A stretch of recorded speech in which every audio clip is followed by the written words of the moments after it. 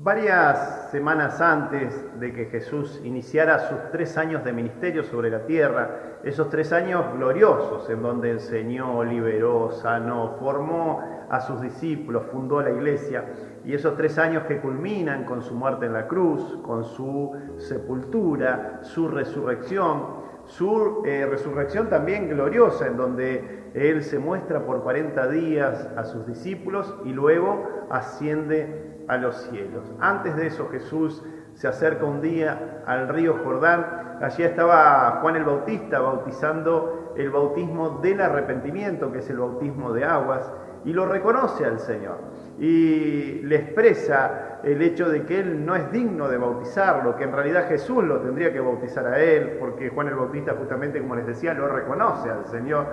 De hecho, él dice: yo los bautizo en agua de arrepentimiento, pero aquí viene uno mucho mayor que yo, que los va a bautizar en Espíritu Santo y fuego.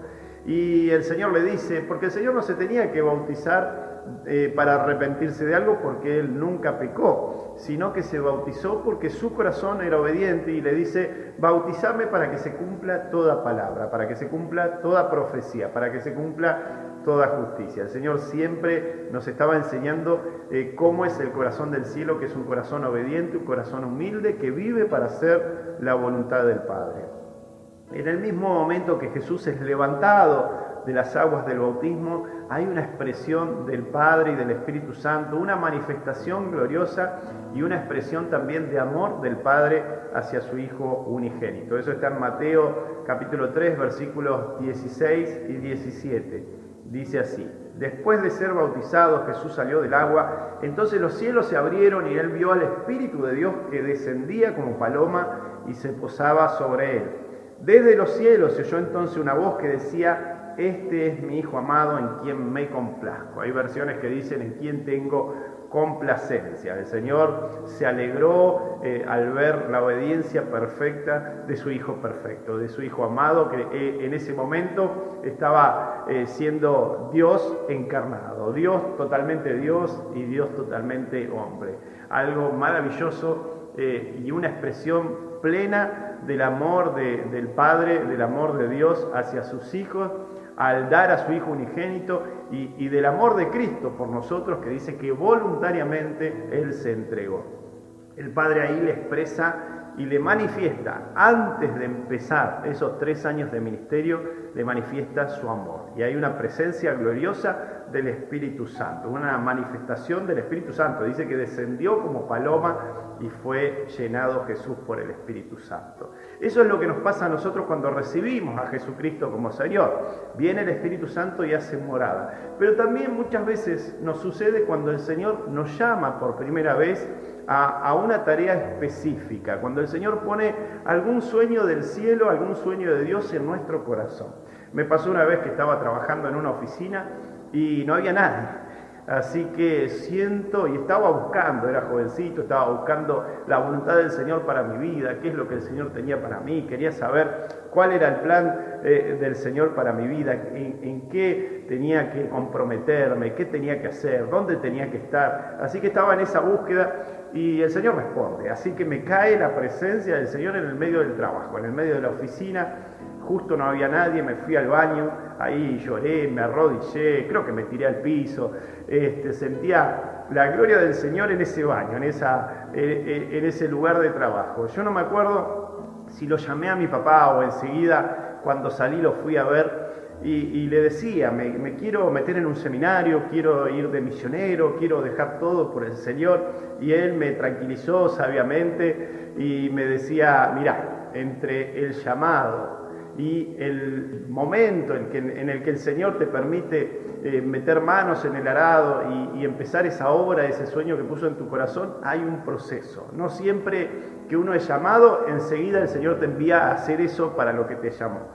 Así que bueno, él me tranquilizó, me supo guiar, pero en realidad después descubrí que entre el llamado y la concreción del llamado hay un desierto. El Señor siempre nos llama y enseguida el Señor nos pone a prueba. El Señor pone a prueba nuestra fe, nuestro corazón, nuestras intenciones y a quién amamos más que nada. Si lo amamos a Él más que cualquier otra cosa. ¿Qué es lo que está en el primer lugar en nuestro corazón? Fíjate que lo mismo experimentó Jesús porque Él es el primero entre muchos. Dice que Él fue un ejemplo, un modelo de vida para nosotros en todo. Así que nosotros, siguiendo sus enseñanzas, siguiendo su vida sobre esta tierra, podemos aprender muchísimo. En Mateo 4, un poco después del bautismo, Mateo 4, versículos 1 y 2, dice: Luego Jesús fue llevado por el Espíritu al desierto para ser tentado por el diablo. Después de haber ayunado 40 días y 40 noches, tuvo hambre. Así que duró poco la emoción, el momento glorioso, y fue llevado, dice, por el Espíritu Santo. Es el Señor el que te lleva al desierto, no es el Señor el que te tienta, porque el Señor te pone a prueba para promoverte, para bendecirte, pero el que te tienta para hacerte caer es Satanás. Pero el Señor lo permite porque quiere probar tu corazón. Así que siempre que hay un corazón dispuesto, siempre que alguien se dispone a hacer la voluntad del Señor, también habrá un diablo que viene a oponerse. Siempre hay alguna contradicción. ¿Qué quiere decir esto?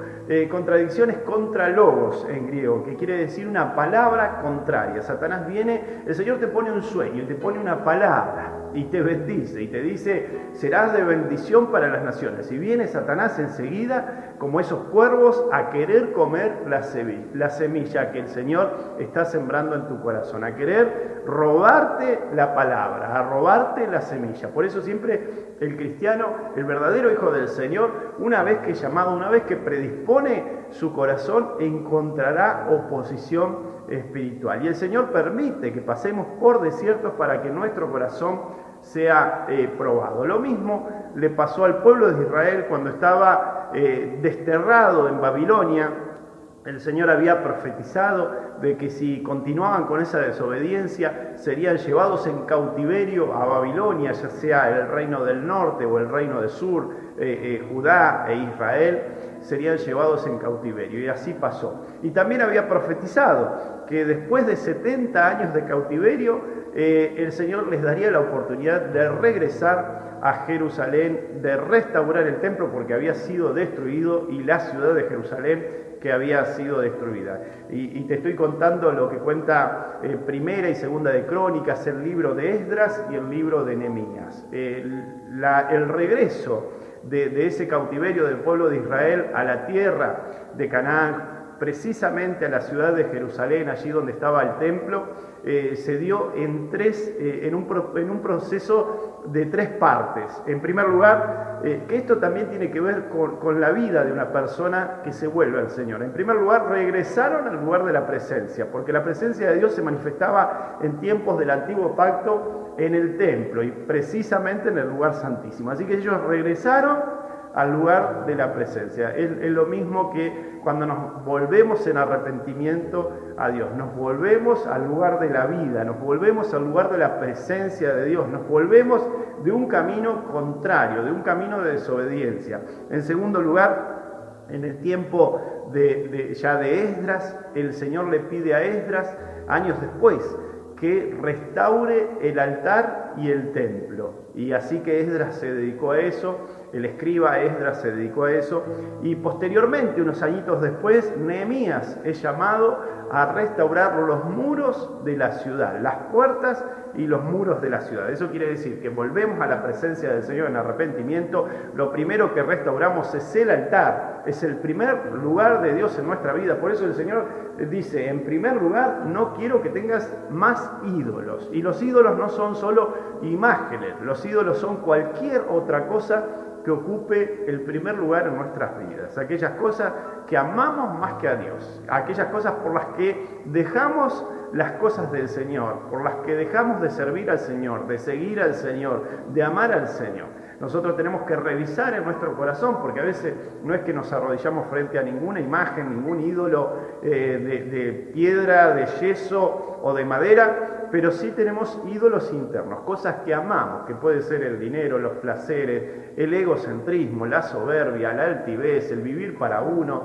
Hay muchas cosas, o una persona, a veces hay gente que está ligada, enlazada a una persona y no puede soltar esa persona. Entonces el Señor nos pide que seamos libres de todo ídolo y que nosotros estemos atados a una sola cosa, a hacer la voluntad del Señor, que eso va a traer bendición. Toda otra atadura es maldición, pero la única atadura que trae bendición es el estar atados voluntariamente al hacer su voluntad. Así que el proceso es volver al Señor, restaurar el altar y restaurar las puertas y los muros de la ciudad, que eso habla de restaurar la adoración, de restaurar, porque entrar por sus puertas con acción de gracias, dice, restaurar la alabanza al Señor, el reconocimiento, y restaurar también el lugar en donde vamos a edificar una vida, porque Jesucristo dice que Él es la roca firme, que Él es la base para que nosotros tengamos una buena vida. Nosotros empezamos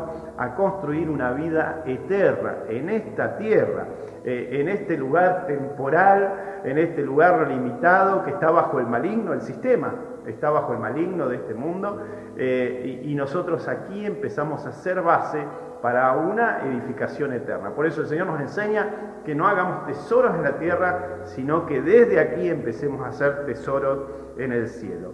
Y entonces, entre la emoción del regreso del pueblo de Israel a la tierra de Canaán y el poder concretar la restauración del altar y la restauración de las puertas y los muros de Jerusalén, hubo también ataques. Cada vez que Esdras o Nehemías empezaban una restauración, se aparecía el enemigo y los intimidaba. Empezaban a poner palabras de desánimo, palabras de descalificación. El enemigo mandaba a atemorizarlos, a decirles cosas para que frenaran la restauración que Dios estaba haciendo en sus vidas o con el pueblo de Israel en ese momento.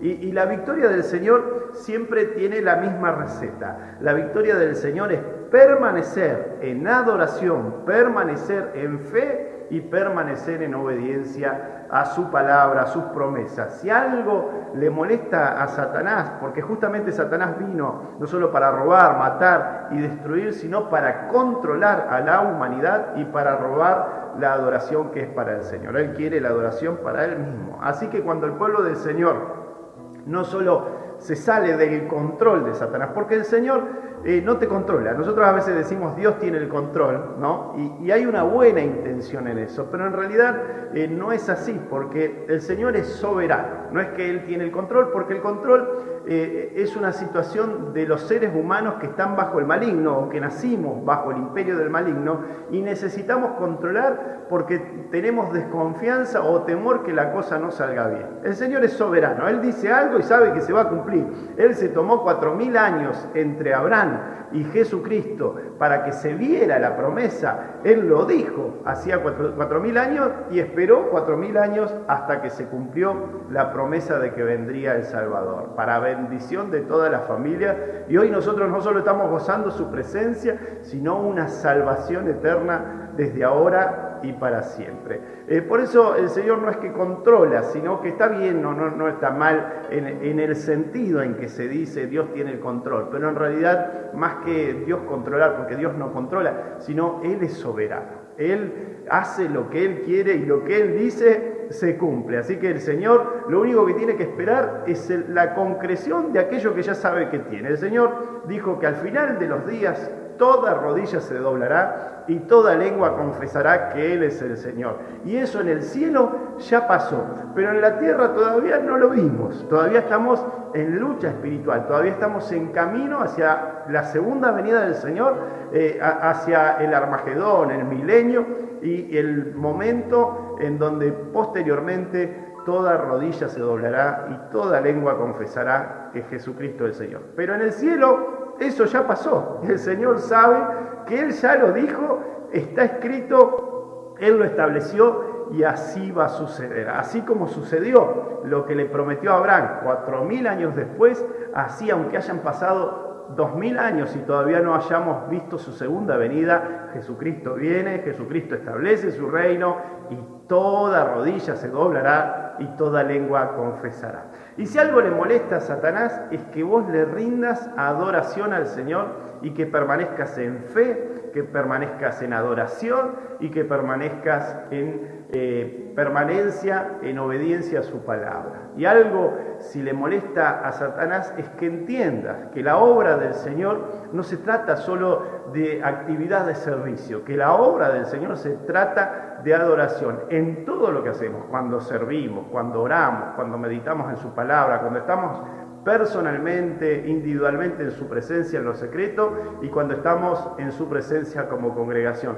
En todo tiempo el Hijo del Señor sabe que es una adoración caminando y eso lo enerva a Satanás, le agarra urticaria a Satanás y quiere destruirte. Por eso te manda sus emisarios, te manda sus enemigos o tus enemigos, perdón, sus adeptos, sus discípulos, sus seguidores de oscuridad, te los manda para frenarte. Me acuerdo hace casi 2 años acá en la congregación, nosotros estábamos en un tiempo nuevo, estábamos entrando en una mayor dimensión, en una mayor profundidad de lucha espiritual, en este camino de un conocer más al Señor, pero estábamos justamente tratando el tema de la lucha espiritual y nos cayó un pseudo pastor vestido de pastor con Biblia en la mano para predicar en una reunión de domingo. Así que yo le dije que no nos manejábamos de esa manera, lo llevé a la oficina para explicárselo y en la oficina se desató un espíritu de adivinación en esta persona. Así que vestido de pastor, con carné de pastor, pero un enviado de Satanás. ¿Y por qué digo un espíritu de adivinación? Porque las cosas que dijo solo yo y algunas personas de la congregación las sabíamos, él no las podía saber, así que no venía del Señor y si no venía del Señor venía de Satanás. Hay que tener discernimiento porque cuando una congregación, cuando una familia del Señor, cuando un hijo del Señor se dispone a hacer su voluntad, lo primero que va a experimentar es oposición espiritual. Pero ¿qué tenemos que nosotros sostener? La adoración. El primer lugar al Señor, nuestra comunión íntima con Él, la alabanza, la expresión y la declaración de sus promesas, la fe sostenida en alto y una obediencia, una disposición a obedecer a su palabra. Cuando el pueblo de Israel empezó en esa etapa de restauración del templo, empezó a poner las bases del templo, enseguida apareció el enemigo a amedrentar y a querer desanimar, pero ellos, lejos de desanimarse, empezaron a buscar las profecías y las palabras que el Señor había soltado. Y en Esdras 3:11 leemos que el Señor le da una porción de un salmo al sacerdote Esdras para que lea y para que toda la congregación, todo el pueblo del Señor lo declare, lo proclame. Dice Esdras 3:11: y cantaban alabando y dando gracias al Señor porque Él es bueno, porque para siempre su misericordia sobre Israel, y todo el pueblo aclamaba a gran voz alabando al Señor porque se habían echado los cimientos de la casa del Señor. Así que ellos cantaban el Salmo 118 que dice: den gracias al Señor porque Él es bueno y porque para siempre es su misericordia. Este salmo es conocido como el Jalel Yah. Jalel quiere decir alabanzas, Yah, Jehová, Yahvé, alabanzas al Señor, alabanzas al gran yo soy.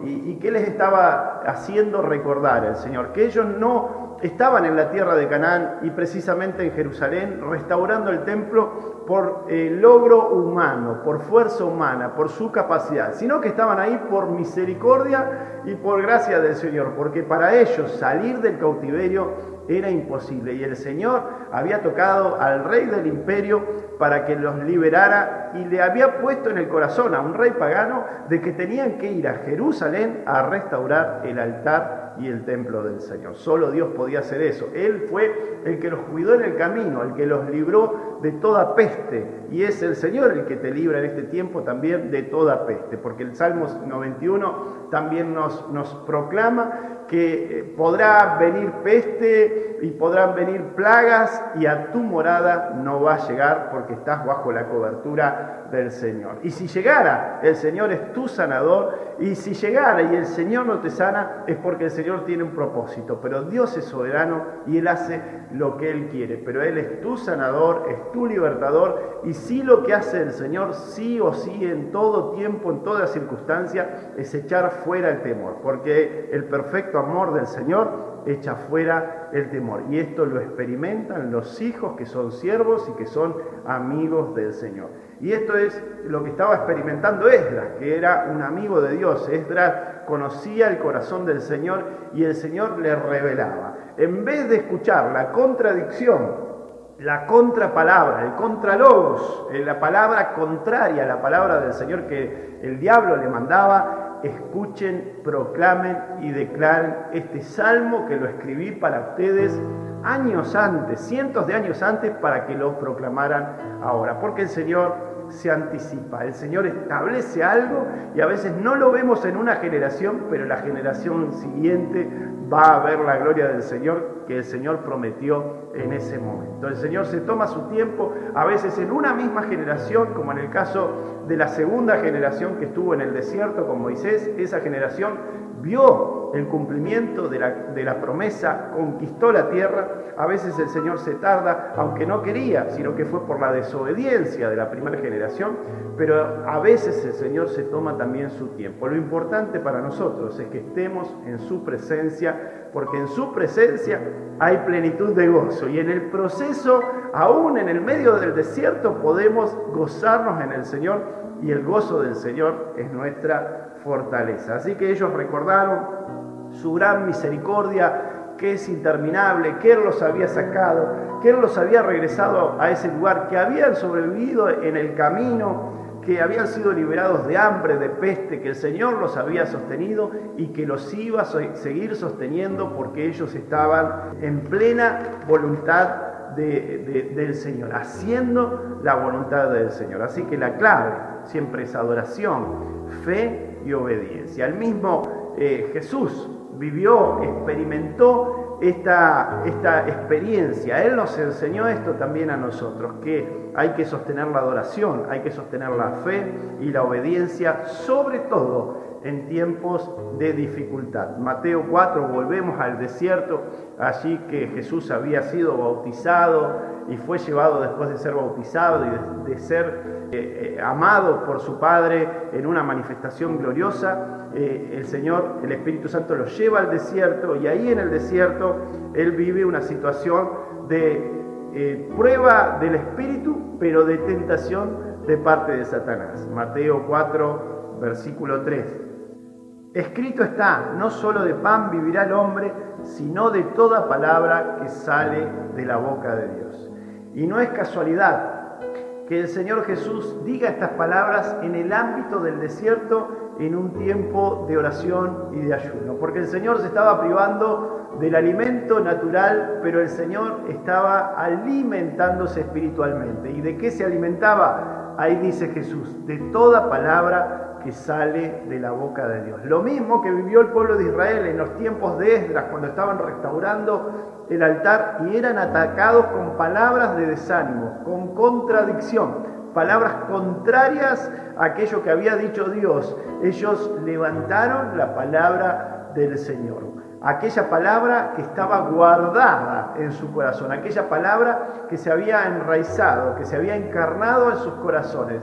Ellos habían atesorado esa palabra y en el momento de la dificultad, en el momento del desierto, en el momento de la contradicción, ellos rebatieron todo dardo del enemigo con la palabra del Señor. Por eso es tan importante conocer la palabra del Señor y dejar que el Espíritu Santo te traiga palabras de victoria y palabras de respuesta para los ataques de Satanás. Vos no te preocupes, porque el Señor dice que en el momento que lo necesites, Él pondrá palabras en tu boca.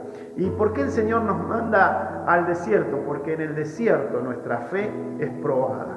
En el desierto somos realmente probados y el Señor ve qué es lo que hay en nuestros corazones, si hay adoración, si hay fe, si hay una genuina disposición a obedecer, o si simplemente somos emocionales, que vimos a Jesús haciendo cosas, lo vimos sanando, liberando, pero no estamos dispuestos a tomar la cruz cada día, porque en el desierto algunos empiezan pero no perseveran hasta llegar al otro lado. No todos pasan el desierto de un lugar a otro lugar. No todos lo cruzan al desierto. Algunos se quedan en el camino. Son como esa semilla que el pastor o el sembrador tiró y cayó en tierra pedregosa. Y cuando salió el sol, quemó la planta porque no había echado las raíces en buena tierra. O son como esa semilla que cayó en tierra dura y no entró en lo profundo de la tierra, y vinieron las aves, que son los demonios, y comieron, le robaron la semilla, le robaron la palabra. Por eso el Señor en el desierto nos prueba y Él comprueba quiénes son los verdaderos hijos del Señor. Todo hijo del Señor va a ser llamado, pero también va a ser probado en el desierto. Ahí sale la fe o la falta de fe. Ahí sale el que espera en el Señor o el que toma el camino en la diagonal de la corrupción. Aquel que hoy está sufriendo escasez y dice, bueno, me voy a tomar este dinero que es mal habido, pero lo necesito. O aquel que espera en el Señor. En mi familia hemos tenido en la casa de mis padres un momento en donde nos faltó el trabajo y el Señor, por esperar en Él, por estar dispuestos a trabajar, por supuesto, pero justamente en ese momento no se daba, esperamos en Él y el Señor nos proveyó de una manera milagrosa, de una manera inesperada. El Señor cuida a sus hijos y aún en el medio del desierto el Señor te manda refrigerio, porque en el desierto no es que no hay agua, sobre todo en el desierto de Sinaí. Dicen los expertos, dicen los que conocen el lugar, que en el desierto de Sinaí hoy hay 300 pozos de agua, pero no lo encuentran todos. La mayoría, de hecho, no los encuentran. Solo los camellos que están preparados para el desierto y los pastores avesados. Esos pastores que saben llevar a sus ovejas a buenos pastos. Y como hemos visto un video de ese pastor que fue a ese lugar donde se hizo el Salmo 23, y cuenta de que esos buenos pastos a los que lleva el pastor a las ovejas no es un campo fértil o un valle fértil lleno de pastura, sino que son pastos aislados que nacen en los lugares de humedad y que el pastor sabe llevar y la oveja depende del pastor. Y eso es algo que hace el Señor en el desierto.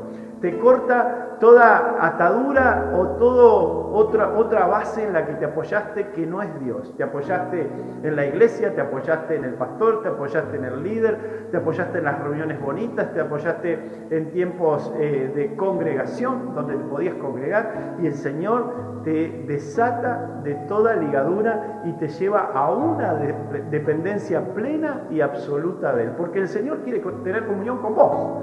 El Señor ama la congregación y ama ver a su congregación y a sus hijos adorando juntos su nombre, pero Él, comunión íntima, tiene con vos, no tiene con vos en medio de una multitud, sino que en lo secreto, en tu habitación, en su cocina, el Señor se sienta y te habla. Y esa es la voluntad del Señor para este tiempo. Una iglesia que se congrega, que adora públicamente el nombre del Señor, que levanta el nombre del Señor públicamente, pero que tiene cada miembro, cada integrante de la iglesia una comunión íntima con el Señor. Y esas aguas profundas, esas aguas que se encuentran en lo profundo, no todos están dispuestos a encontrarlas, sino que aquellos que perseveran en la adoración, en la fe y en la obediencia y que rebaten toda palabra contraria, son los que encuentran, porque aquellos que son fieles en lo poco serán puestos sobre mucho. Entonces el Señor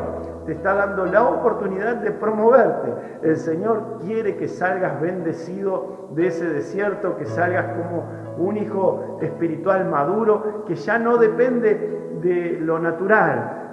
Aquel hijo que profundizó su sentido espiritual, su dependencia espiritual, aprendió a callar su voz y a oír la voz del Señor. Aquel que aprendió a confiar en el Señor en todo tiempo, en tiempo de bonanza y en tiempo de escasez. Su confianza es plena y total en el Señor. Su dependencia es total en el Señor porque sabe que el Señor es bueno y que para siempre es su misericordia y su bondad por todas las generaciones. El Señor es el Dios de bondad. Si hay alguien bueno, es el Señor, porque dice que el principio de la sabiduría es el temor al Señor. El principio, aquel que teme al Señor, que dice creo en el Señor, busco al Señor, es el principio de la sabiduría. Pero el perfecto amor del Señor echa fuera el temor. Aquel que persevera en comunión con el Señor sabe que Dios es amor, que Dios es bondad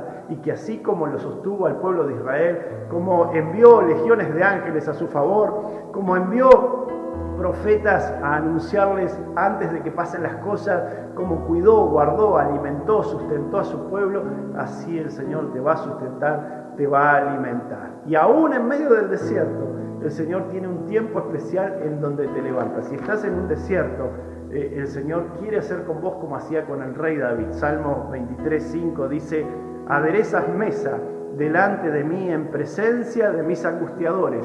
Unges mi cabeza con aceite, mi copa está rebosando. Y esto no es solo que el Señor te va a bendecir y el diablo lo va a ver, sino que aún en tiempos de angustia, en tiempos de persecución, en tiempos de opresión espiritual, en tiempos de prueba, en tiempos de desierto, en tiempos de contradicción, de lucha entre dos palabras, en donde te cuesta sentir, en donde te cuesta ver, en donde no te guías ya por las circunstancias naturales, por lo que ven tus ojos, por lo que sienten tus oídos, sino que estás confiando en el Señor por la fe. Aún en esos momentos el Señor te envía un refrigerio espiritual y aún en presencia del enemigo el Señor te prepara una mesa espiritual y vas a rebosar espiritualmente. Y vas a salir de ese desierto fortalecido, con una fe multiplicada, y el Señor entonces te va a dar una tarea mayor. El Señor te va a promover y vas a alcanzar no a uno, no a dos, sino a cientos y a miles de almas. Vas a afectar a cientos, y esto es para alguien, vas a afectar a cientos y a miles de almas para la gloria del Señor. Créele al Señor, porque el Señor no es hombre para que mienta, ni hijo de hombre para que se arrepienta. Y si crees, verás la gloria del Señor. El Señor te bendice.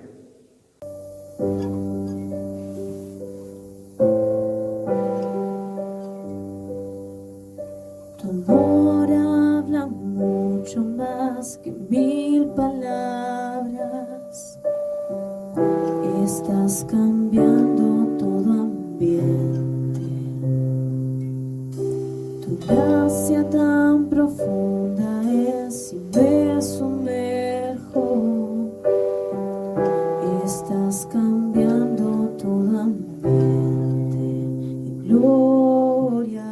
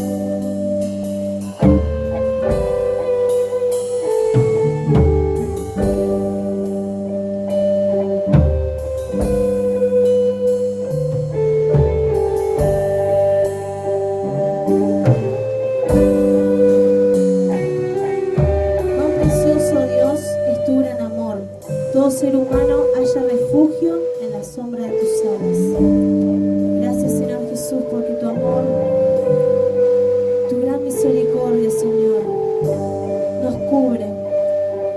Tu amor nos atrae cada día más a ti, Señor Jesús. Gracias, papá.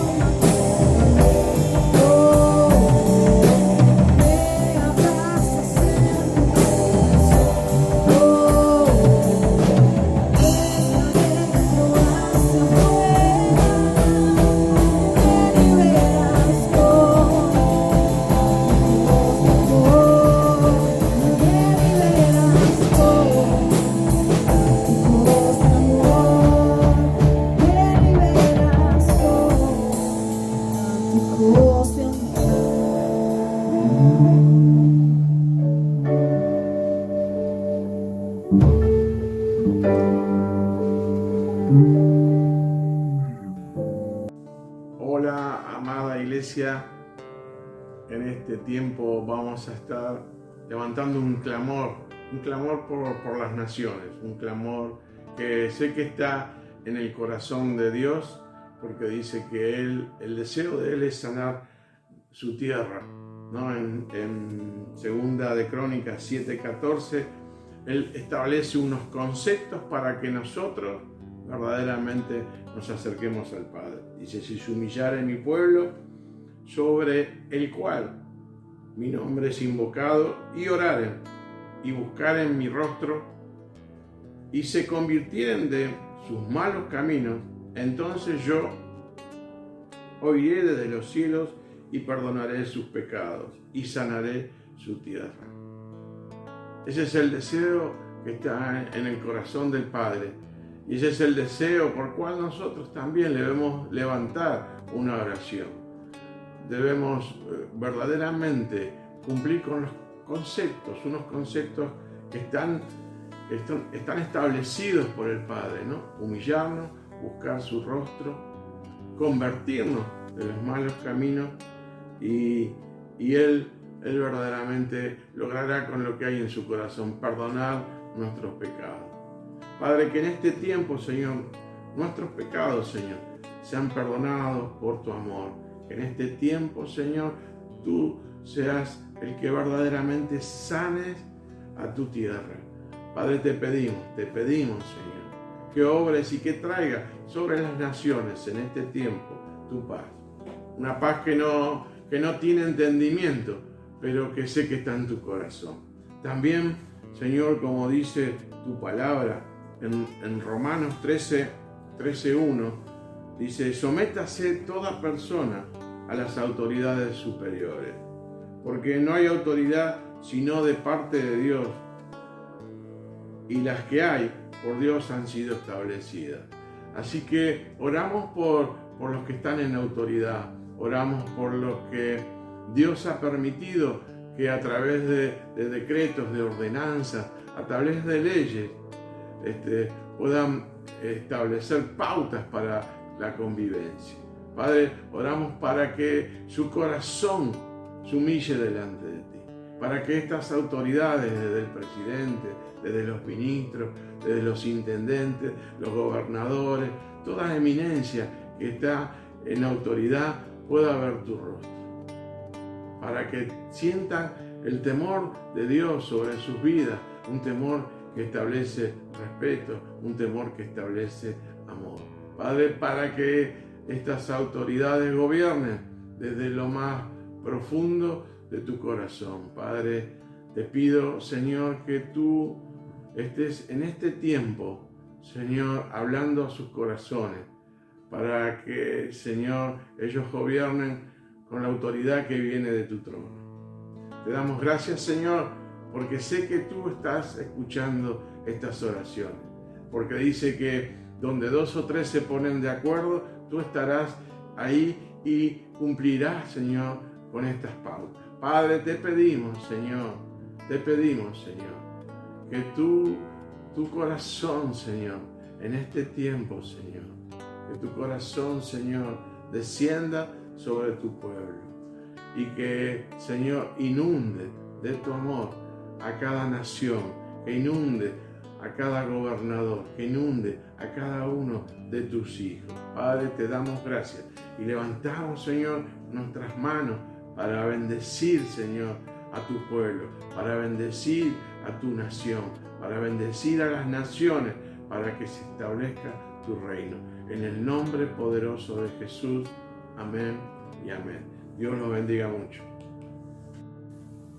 Amén. Y estuvimos orando por la ciudad, estuvimos orando por el país, por nuestra nación, y queremos orar por la iglesia en la ciudad, por tu vida, por tu familia, por tu persona, para que el Señor no encuentre impedimento, pero también para que caiga todo ataque del enemigo sobre tu casa, sobre tu familia. Padre, ahora bendigo a mi hermano y a mi hermana, y con mi hermano y mi hermana nos unimos en oración. Así que, hermano, levántate en fe. La victoria del Señor es nuestra victoria. El Señor pelea por nosotros, pero el Señor sabe que nosotros tenemos que sostener la fe, tenemos que sostener la obediencia, tenemos que sostener la perseverancia en adoración, en enfocar nuestros ojos en Él. Y Él es el que pelea por nosotros. Padre, dice tu palabra, pelearán contra ti, pero no te vencerán porque el Señor está contigo. Hermano, nos levantamos. Hoy proclamo que mi hermano en su casa, mi hermana, se levanta para hacer la voluntad del Señor. Mi hermano y mi hermana se levanta para echar fuera todo espíritu que no proviene del cielo. En el nombre de Jesús, Padre, nos levantamos en fe y echamos fuera, rebatimos todo dardo mentiroso del enemigo, todo pensamiento de muerte, todo pensamiento de enfermedad, todo pensamiento de escasez, todo pensamiento de miseria. En el nombre de Jesús se va de nuestras vidas, todo pensamiento de destrucción, todo pensamiento de desánimo.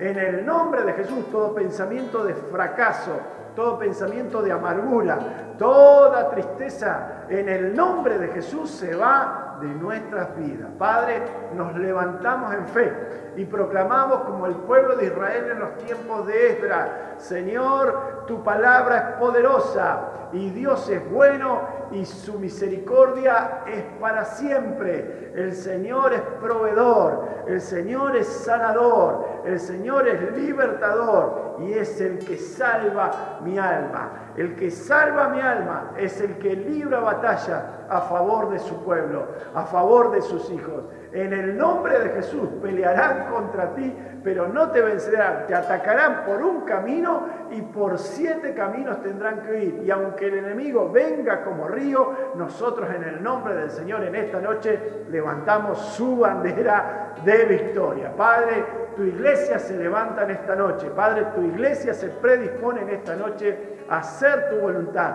Padre, tu iglesia entra en profundidades espirituales que no había conocido hasta ahora. Y veremos la gloria del Señor como nunca antes. Padre, ahora, en el nombre de Jesús, Padre, todo hermano y hermana que está atado ahora en el nombre de Jesús en su mente, en el nombre de Jesús, toda mente oprimida, engañada por Satanás, se libera. En el nombre de Jesús, toda mente oprimida, engañada por las mentiras de Satanás, se libera ahora por el poder de la palabra. Soltamos palabra de vida, palabra de bendición, palabra de autoridad, y el Espíritu Santo es el que hace la obra. Señor, ahí donde está esa hermana, ese hermano oprimido, ahora en el nombre de Jesús, recibe libertad para la gloria y la honra del Señor. Amén y amén. Amén, amén, mi hermano. La iglesia en este tiempo más que nunca se levanta para hacer la voluntad del Señor, porque su victoria es nuestra victoria. Amén. Gracias al Señor por poder estar a través de este medio, poder estar juntos, orando, intercediendo, pidiendo por las necesidades. Y yo te invito a que ahí en tu hogar, donde estés, que tomes este tiempo, para orar al Señor, para clamar por aquellos que están pasando necesidades, problemas de salud. Y si vos en tu hogar estás pasando por ese problema de salud, por una necesidad, yo te pido que ejerzas fe en este tiempo que vamos a orar. Voy a orar por tu vida y que el Señor realmente se esté manifestando, que su poder se esté manifestando en tu vida, que el Señor te esté bendiciendo ahí donde estás. Padre poderoso, te bendecimos, te honramos y te glorificamos. Te damos toda la honra a ti, Señor. Seas exaltado, Padre, seas exaltado. Señor, vamos a ti, Señor, una vez más. Señor, pidiendo, Señor, que tu poder sea manifiesto en las vidas de mis hermanos. Que tu poder se mueva en las vidas de mis hermanos. Señor, yo te pido, Señor, por aquellos que están pasando por problemas de salud, por problemas de enfermedad. Señor, que tu mano, Señor, tu mano poderosa, tu mano de sanidad se extienda a favor de mis hermanos. Ahora en el nombre de Jesús, hermanos, recibí sanidad. Y te pido, Padre, que estés haciendo vallados sobre tus hijos.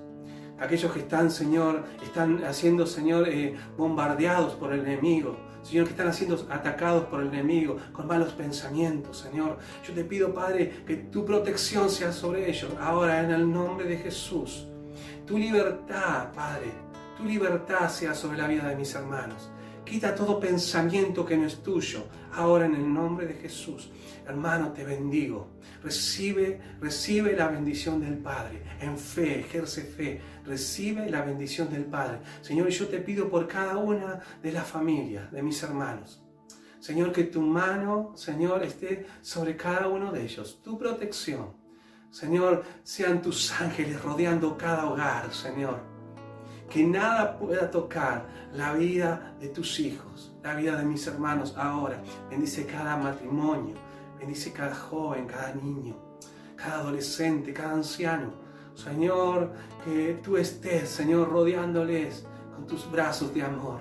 Señor, te bendecimos, te glorificamos. Señor, gracias, Señor, porque vamos a ver el mover de tu gloria, el mover de tu poder, la manifestación de los milagros, de tu milagro, Señor, sobre la vida de mis hermanos.